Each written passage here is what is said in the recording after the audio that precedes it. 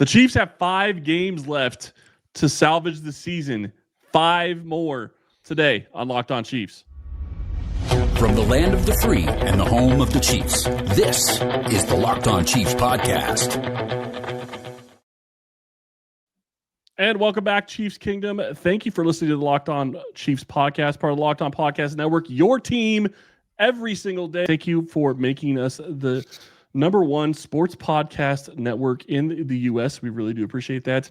Lot to talk about today when we get into what to watch over the last 5 weeks of this season. Kansas City has 5 games left. What is possible? What can they do if they make it to the playoffs?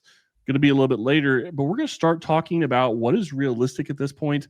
We're going to talk about all of that and much, much more today with my partner, Ryan Tracy from RGR Football, NFL 33, and Rogue Analytics, and I am Chris Clark from Chiefs Corner. Ryan, there is 5 games left in this season. So much could be done, and yet at the same time, Kansas City does not control its own destiny with the 5 games left. No, it doesn't. And it doesn't even control itself right now, but it will need help.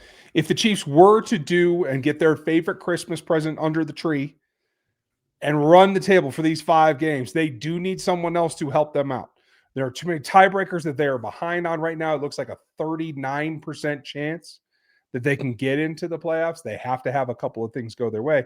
But that's if you get your favorite present. And the Chiefs are playing on Christmas Day here, folks. If you get the coal and you don't put up your best deal, you're done. You lose one more game, you're out. You cannot afford to take any chances, take your foot off the gas, or take anybody less than, say, seriously. Yeah, and you have 2 games against teams that really shouldn't even be in the same atmosphere with the Titans and the Raiders in the very last game of the season.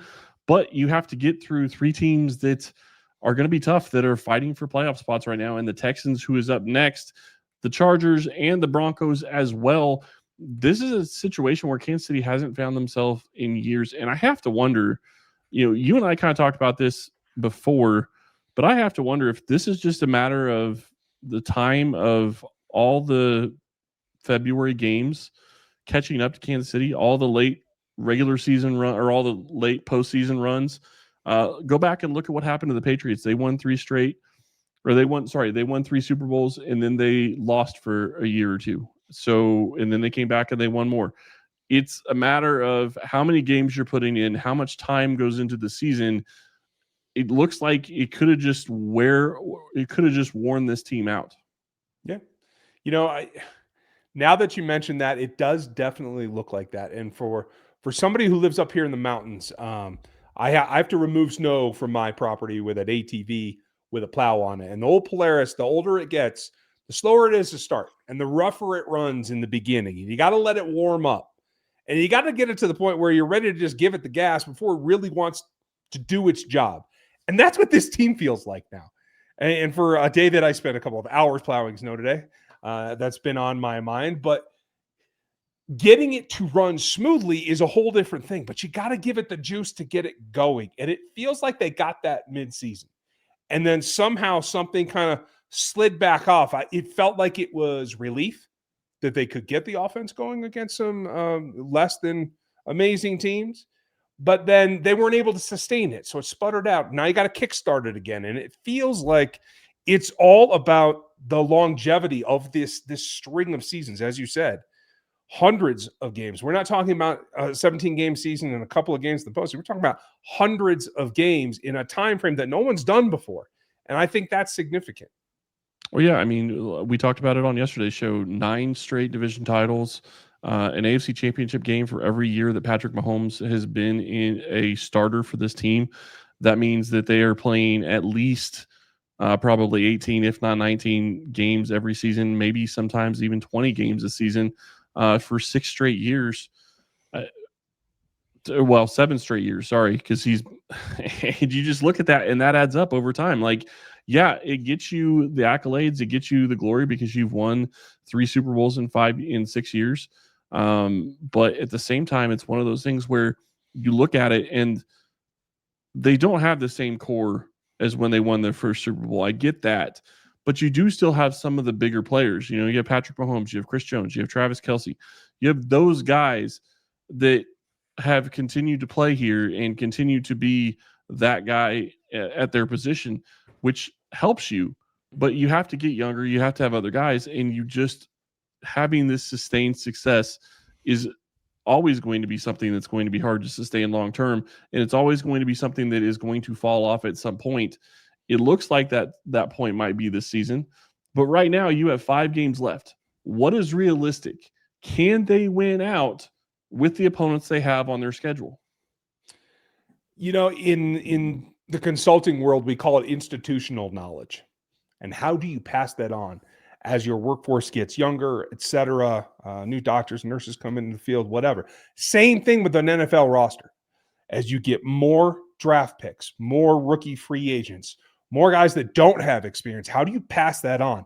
And every evolution of a team, as you lose a veteran or two, becomes about how you pass that knowledge on. And that's what this comes down to. And now that we're to this point where there's only 5 games remaining, you've played 12 contests, that knowledge has to be sunk in already. So it really comes down to all or nothing. You are either that shiny new red bow present underneath the tree, or you are a lump of coal. There is no in between, because these games might as well just be treated as quarters of what's left of this season. And yes, I know there's 5. There's an overtime period in there, because this team this year, overtime would be apropos. Well, it's kind of funny you say that, because quite literally, if you go back and watch the game on Sunday night, you have a overtime game that really could have changed the Chiefs' fortunes, and it went against Kansas City. The Broncos, if Marcus Mariota is able to get the ball over Nick Benito's hand, that becomes a different game, because it should be a walk-in touchdown, but Benito makes a play. And I'm not saying that you take that and blame the Commanders for anything. That's not what I'm saying. But if the Broncos lose, you have a chance at even maybe winning the division to an extent. Not a great chance, but you would have had the chance. But with the Broncos winning, that chance is all but gone at this point.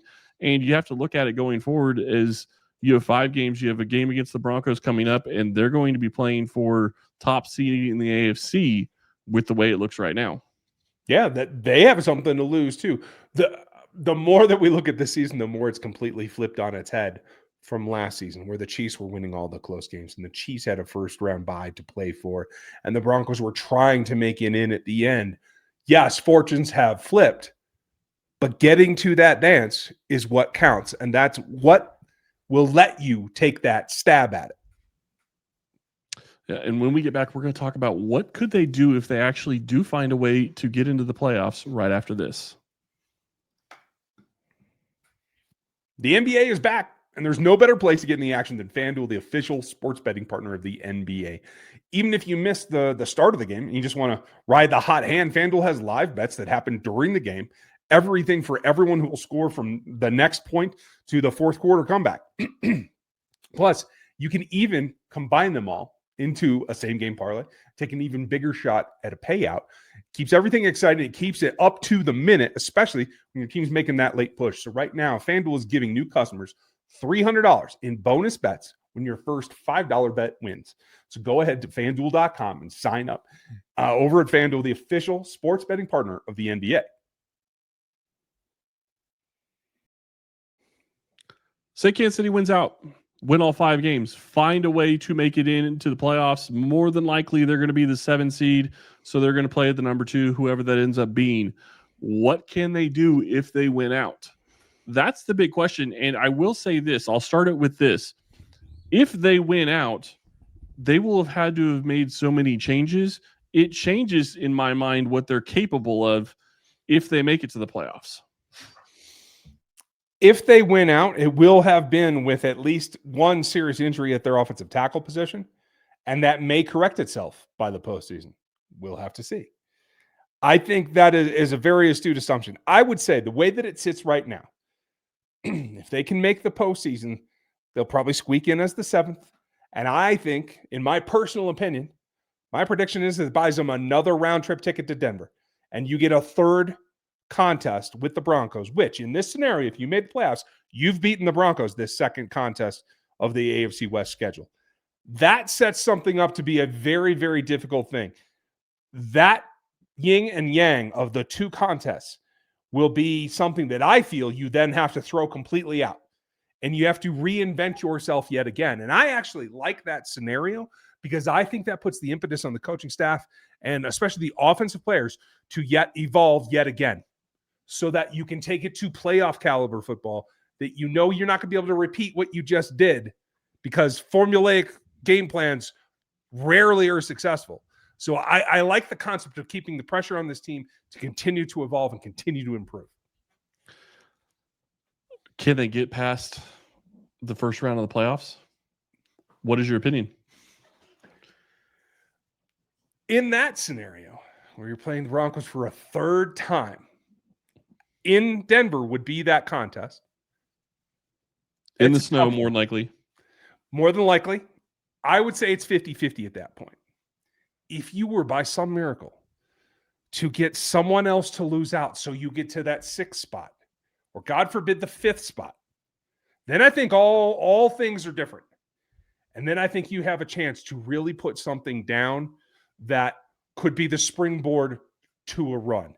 And all that matters is from that game, Christmas Day, is that you are hitting on all cylinders, that you are hot and that engine is running smooth and clean and it's ready to take the gas.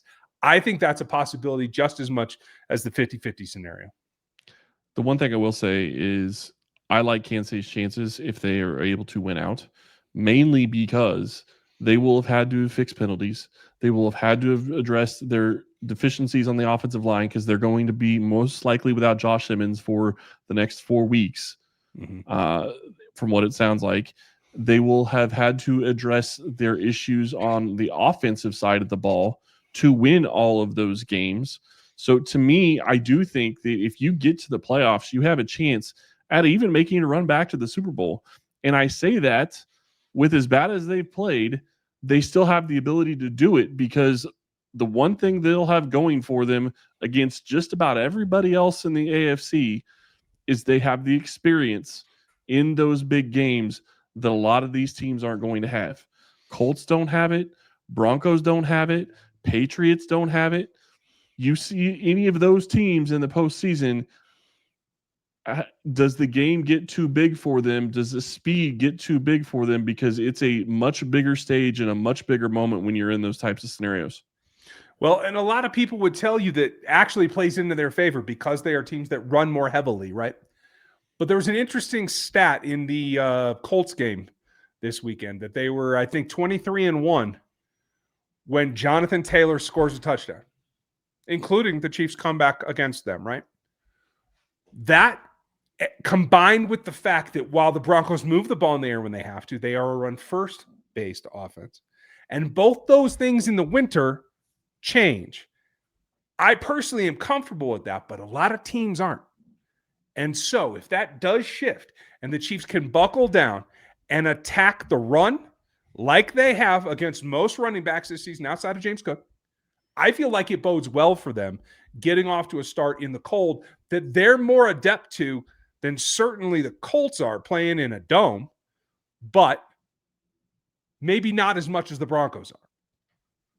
Yeah, it's going to be interesting because in any scenario, I don't see a situation where Kansas City is hosting a playoff game this year. Regardless of them winning out, like even if they were, the only way it would happen is if they got to the 6th or 5 seed and then the 6 or 7 seed ended up winning and they met in the AFC Championship game. I don't see that scenario happening. I'm not going to say it's not possible. But the other part of this that is going to play into it is what do the Chargers do over the next couple of weeks? Justin Herbert just had surgery. What is that going to be? It sounds like he will be back. He will be playing maybe even this week, even though he broke his hand and he had to have surgery, but it's his non-throwing hand. So is it possible that they let him play with a broken hand after 1 week? I mean, considering where the season is right now, it wouldn't shock me if they do. They're still chasing the AFC West at this point. And losing him for a couple of games pretty much shoots that in the foot and maybe keeps him out of the playoffs. Yeah, very, very true. Now, I have to revise my earlier statement, though, because I rechecked the playoff scenarios. And if the percentages continue to work out, That would be scenario A, but it's only separated by 3% that the Broncos actually get the 1 seed, in which case it would be a trip to a dome, which, given the stops and starts in this particular season, I might actually prefer. Even though I think usually the advantage is for the Chiefs playing outside, if you have to go to a dome, I think that allows you to get up to playoff speed. And I think as much as the Colts will have a home field advantage, I would think that is probably overall a better scenario for them. So maybe 7 is exactly what the Chiefs are looking for. You talk about playing the Colts in a dome. I would actually take that and run with it, because to me, you're playing against Daniel Jones, who you've already shown that you have the ability to beat. He has not shown that he has the ability to be successful when it comes to being sped up. That is a lot of what happened against the Chiefs. They sped him up, and it's going to be even worse in the playoffs. And to me, I think that works in Kansas City's favor, because you still have better weapons than the Colts do. And I'm still putting the ball in Patrick Mahomes' hand in that stadium with no weather. I think that's a win for Kansas City if it ends up going that direction. Yeah, I agree with you. Now they just got to put it together. So how do they get it done over the next 5 weeks? That's next. The holidays are officially here, which means gift hunting season is on. And if you want something meaningful, personal, or guaranteed to get a reaction, Aura Frames is the gift that delivers every time. And it's not just something that you wrap, it's a way to share your memories. Because Aura isn't just your average picture frame. You can preload the frame with photos before gifting it. So when they plug it in, the memories are already there for them. No apps to figure out, no setup headaches, just instant smiles. Grandparents, parents, newlyweds, anyone who loves photos, you want to do that. You can add a personalized message right there so the frame feels thoughtful at the moment that it's opened. Packaging comes off gift ready with no price tag, no wrapping needed. It's a huge win. For a limited time, you can save on the perfect gift by visiting auraframes.com and get $35 off of Aura's best-selling Carver matte frames, named #1 by Wirecutter, by using the promo code LOCKEDON when you check out. That's Aura, AURA, frames.com, promo code LOCKEDON. This deal is exclusive to listeners, and the frames do sell out fast, so order now and get it before the holidays. Support the show by mentioning us at checkout. That always helps. Terms and conditions do apply.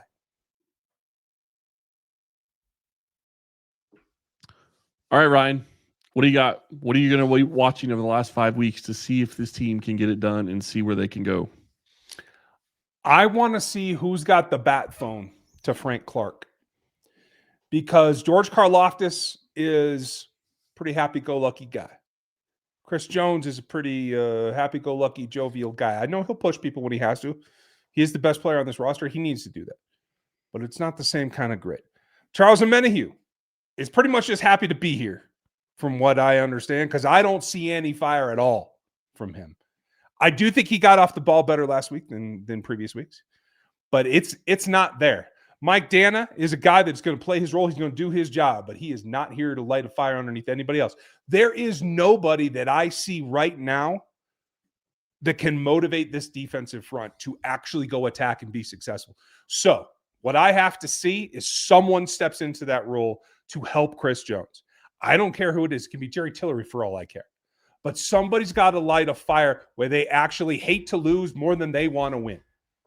That's where I'm at, because they got to be sick of this losing thing that, honestly, none of these guys are really used to. It almost sounds like they need a Terrell Suggs type signing, quite frankly. And I'm not saying Terrell Suggs, obviously, but you look at this and you look at how this team is played out, but you're right. They have to be sick of losing. And but the problem is, like, I understand what you're saying about not having a Frank Clark type on the defense, and I agree with that 100%, because they don't have that guy. You don't have it at the linebacker level either, and you don't have any DBs that are that way. That is going to be a problem that they're going to have to address in the offseason, is they need to find a way to have some fire on that defensive side of the ball. But the bigger problem for me is looking at the offense, and it's just the inconsistencies of the offense and their ability to sustain drives and put points on the board when you need it.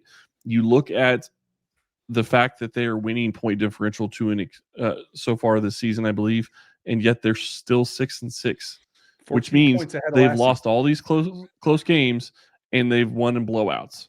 That is not something that is going to be sustainable in the playoffs. And when you get to the playoffs, You have to be able to win close games. They've only won one so far this season. Complete flip from last year, and it's a huge storyline going into the last 5 games of this year.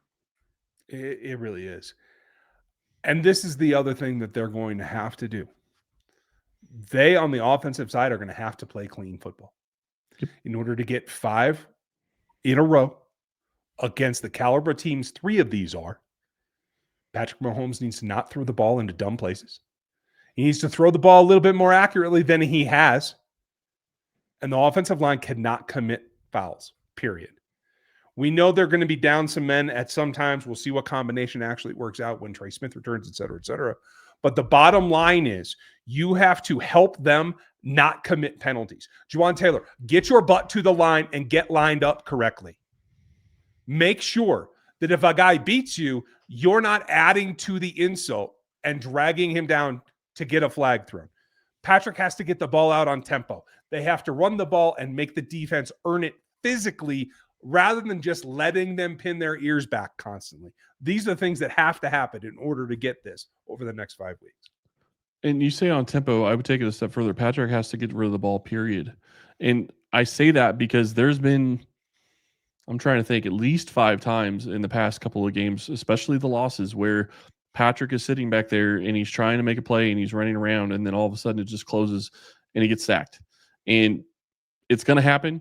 I understand that you're going to get sacked. Like that's bound to happen. That, you know, they're paid to get after the quarterback and play as well. So I understand that.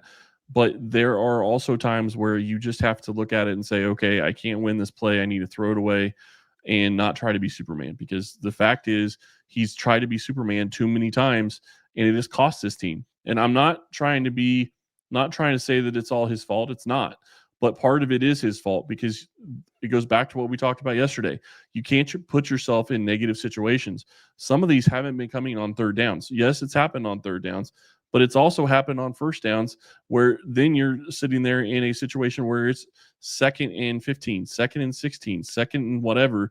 They ended up having a third and 26 a couple weeks ago. You can't put yourself in those types of situations because you're not going to be able to overcome them on a regular basis. Yeah. You want to make sure that you're getting yourself to a 3rd and 6 or less is the short-term goal. And I'm not necessarily advocating that it has to be 18 play drives again. I'm saying you got to set it up for that. Yet you can do that by either running the ball effectively or play actioning from under center effectively to take shots. It's that third down conversion rate you got to keep an eye on. Andy Reid will tell you that third down conversion is the lifeblood of an offense. I will say this. You got to get to third down better. You got to set up third down conversions better. It is not what you do on third right now as much as it has been in years past. It's how you get to third. Well, and they've been successful when they've gotten to third down. Like I'm trying to remember against the Cowboys, they talked about it on Tony Romo or Jim Nantz said something about 19 to 22 for Kareem Hunt on 3rd and 4th down, 3rd and 4th and short. But that's the key. 3rd and 4th and short. You can't do those types of plays when you're doing 3rd and 7, 3rd and 8, 3rd and 9, or worse. I mean, so you're putting yourself in a bad situation if you don't get any yards because you come out throwing twice. I'm not saying they have to run the ball all the time. I'm not even saying they have to run the ball 40% of the time. 30 to 35% of the time would be enough for me, because it's going to keep the defense honest, one, because they're still giving them light boxes. And this team, while they're not great at running the ball, they're efficient at it, generally speaking, and they're getting positive yardage is the bigger thing. It's a situation where it's almost all or nothing when you're passing, but when you're running the ball, you're at least getting positive yardage. And usually with the way this team's been running the ball, they're getting 3 or 4 yards, and getting a run where you're in a 2nd and 6 or 2nd and 7 versus 2nd and 10, that changes the play call. And then maybe you get in a situation where you get a 2nd and 3 because you get 7 yards on the either a first down run or a short pass to get you 7 yards. Maybe then you take your shot, because then you're coming back and you're still at 3rd and 3 as long as Mahomes doesn't take a sack. Yeah. And I'll tell you this, from watching the film and seeing things the way that the plays are designed right now, Andy needs to settle down. There's too much assumption in these play calls. There's too much assumption about who's going to play what. 3-man pass rushes are making them look foolish because they don't have enough routes to beat them, and they don't have the right kind. Especially teams like led by Lou Amarillo or anybody who wants to play off of that drop 8 mentality. You have to run crossers. You have to get yardage in front of them. The other key that I will say for the quarterback, Patrick Mahomes needs to take what is there, take what is designed, because there are times where he passes intermediate routes for the deep shots. He passes shorts for intermediates. You have to take the mentality that I need to get the most yardage I can get on this play. If it's 60, great. If it's 6, then it has to be 6. Yeah. And like I said, you have to get the ball out, period.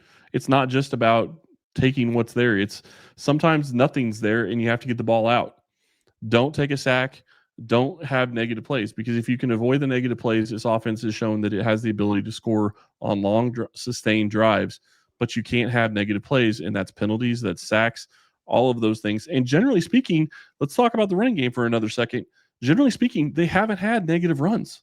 Mm-hmm. Like, yeah, they've had a couple where it's no gain on some bigger third downs. I get that, but you're still not having negative runs for the most part.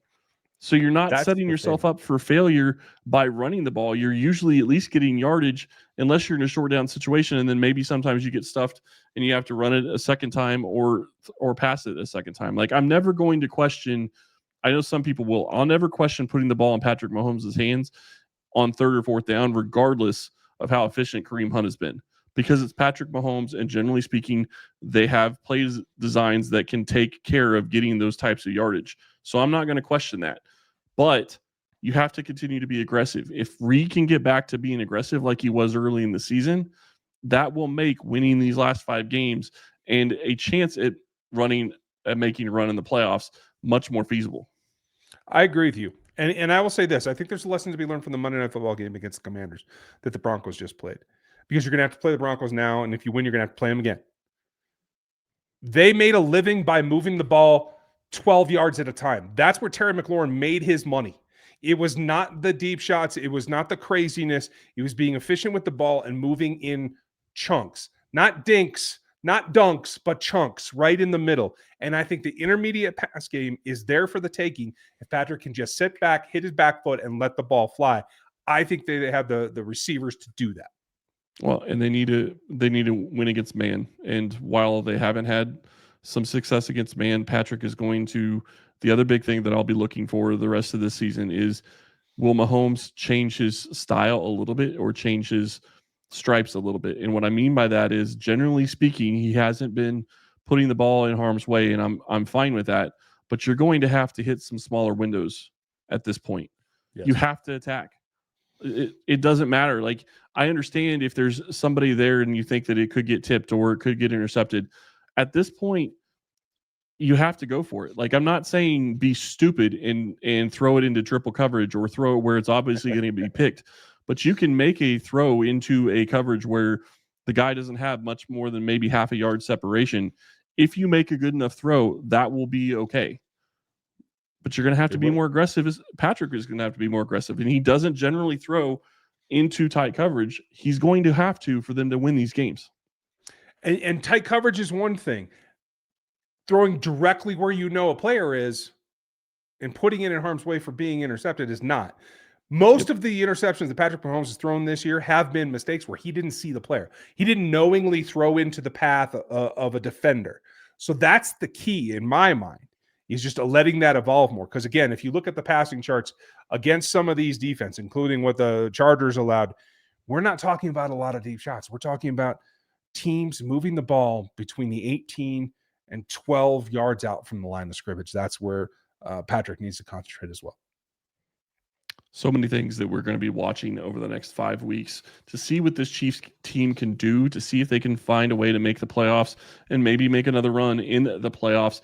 Thank you all for listening today. We really do appreciate it. Be sure to check in tomorrow. We're going to be back with Matt Derrick, have the crossover on Thursday, and then we will get you ready for the Texans game with our preview on Friday.